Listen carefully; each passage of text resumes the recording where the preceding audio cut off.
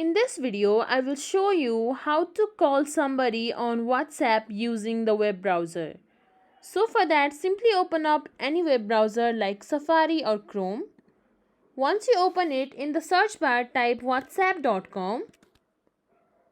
From here you will see this download button in the top right corner. Right beside it there is this login button. Simply click on it. And once you click on it, you will get this QR code on the screen about link a device. Then what you will do is you will open up WhatsApp in your phone and from there find the camera icon and then scan the QR code. Once you scan the QR code, you will be logged into your WhatsApp account.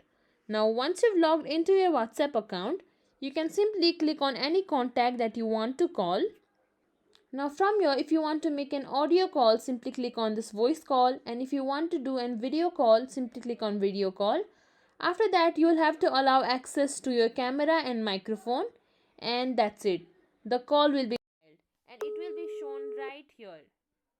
You can end the call from here or you can maximize this window, and that's it. If you think this video was helpful, please like, share, subscribe to our channel, and thank you for watching.